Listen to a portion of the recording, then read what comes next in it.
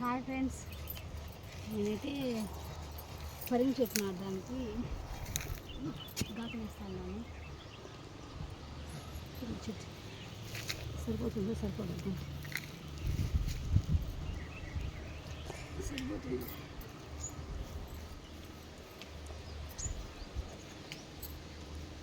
సరిపోయింది. ఇది వచ్చి నాటుది, హైబ్రిడ్ అయితే కాదు, నాటు పరింకాయ. పరింకాయ వచ్చి అదే పరింకాయ అంటారు, పపాయ అంటారు కదా, ఆరోగ్యానికి చాలా మంచిది ఫ్రెండ్స్. కొన్ని కాయలు వచ్చి కొందరు తినరు, దీన్ని ఎవరైనా తినచ్చు, ఎలాంటి ప్రాబ్లం ఉన్నా తినచ్చు. ఎవరు తినకూడదు అని లేదు. ఆ పరింకాయ మాత్రం